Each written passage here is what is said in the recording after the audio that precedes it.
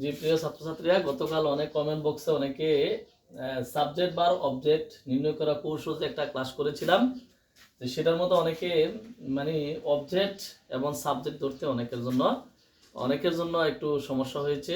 তো আজকে এই কমেন্ট বক্সের অনেকের উত্তরটি সঠিক না হওয়ার কারণে কেন বাগানে বা মসজিদে এটা অবজেক্ট হয় না, তার একটা ব্যাখ্যা আমি দিচ্ছি এখানে। আমরা সাবজেক্ট বা অবজেক্টের যারা ক্লাসটা করো না তারা একটু ক্লাসটা করে নিবা, দেখে নিবা। সেখানে বলা হয়েছে যে বাংলা বাক্যের শেষে যে শব্দটা থাকে এটাকে বলা হয় ক্রিয়া বা কাজ। ক্রিয়া বা কাজ। তো এই ক্রিয়া কাজ বা ভার্ব বলা হয়। আমি বলছিলাম যে এই ভার্বকে প্রশ্ন করবা কি দিয়া? মনে মনে কে দ্বারা, কি দ্বারা? কে দ্বারা প্রশ্ন করবা। যদি কে দ্বারা উত্তর আসে তাহলে আমরা এটাকে সাবজেক্ট ধরবো। যেমন আমি যদি আমার বাবা বাগানে পানি দেয়, কে দেয়? বাবা। আমরা প্রশ্ন করি কে দেয়? বাবা। আমার বাবা। কে দেয়? শুধু বাবাকে আরো মডিফাই করে বলছে আমার বাবা। হ্যাঁ, তাহলে এখানে সাবজেক্ট কে? আমার বাবা। কিন্তু এটাকে আবার ক্রিয়াকে প্রশ্ন কর মনে মনে কি দেয়? তো পানি দেয়। তাহলে পানিটা কি? অবজেক্ট। তাহলে এটা কি? সাবজেক্ট। এস মানে হলো সাবজেক্ট আর পানি মানে অব মানে অবজেক্ট। আর পানিটা হলো কি? অবজেক্ট। তো অনেকে এটা উত্তর এভাবে দিয়েছে যে ভার্ব হলো পানি দেয়। না, পানি দেয় না, শুধু দেয় এটা হলো ক্রিয়া, এক শব্দ বলছে। ঠিক আছে, শুধু দেয়টা কি? ক্রিয়া। তাহলে এখানে কি দেয়? পানি দেয়, পানিটা হলো অবজেক্ট। তো অনেকে অবজেক্ট এবং ক্রিয়াকে একসাথে করে ফেলছে।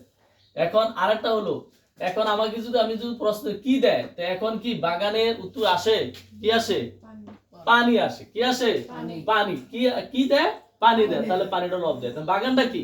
অতিরিক্ত। সেন্টেন্সের তিনটি উপাদান ছাড়া বাকিটিকে বলা হয় অতিরিক্ত। ইংলিশে বলে এক্সটেনশন। শব্দটা কি? E X T E N S I O N, extension, অর্থাৎ অতিরিক্ত। তাহলে বাগানটা কি? অতিরিক্ত, এক্সটেনশন। ক্লিয়ার বিষয়টা? একটি বাক্যে কয়টা উপাদান? তিনটা, সাবজেক্ট বা অবজেক্ট। তাহলে আমাদের কাছে একটু ক্লিয়ার হলো। এখন আসো 2 নম্বর উদাহরণের মধ্যে আমরা ওই ক্লাসটা যে করেছিলাম সাবজেক্ট বা অবজেক্টের মধ্যে, মুসলিমরা মসজিদে যায়। এখন অনেকে বলছে মসজিদের হলো অবজেক্ট, আবার মুসলিমরা হলো সাবজেক্ট, আর যায় হলো ক্রিয়া বা ভার্ব। এখন আমি যদি বলি মুসলিমরা মসজিদে, কে যায়? মুসলিমরা। কি যায়? কি দ্বারা প্রশ্নগুলো উত্তর আসে? আসে না। তাহলে মসজিদরা কি না? অবজেক্ট না। তাহলে বোঝা গেল সাবজেক্ট এবং ভার্ব না, এটা হলো এক্সটেনশন। এখন আমার কথা হলো আগের সেন্টেন্সে যেমন অবজেক্ট, পরে অবজেক্ট আছে, সাবজেক্ট আছে, ভার্ব আছে, তিনটা উপাদান আছে।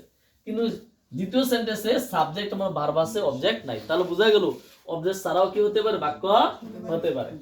এখন ছাত্রছাত্রীদের জন্য দুটি উদাহরণ থেকে, এখানে আরো 3 এবং 4 নম্বর উদাহরণ দেওয়া হলো। এখানে ইংরেজি পড়ানো হয়, আমার মা আমাকে 10 টাকা দিলেন। এখন এই দুটি সেন্টেন্সে তোমরা কোনটা সাবজেক্ট, কোনটা ভার্ব, কোনটা অবজেক্ট কালকে আজকের মধ্যেই তোমরা কমেন্ট বক্সে জানাইবা। ধন্যবাদ সবাইকে। আজকে বন্ধু।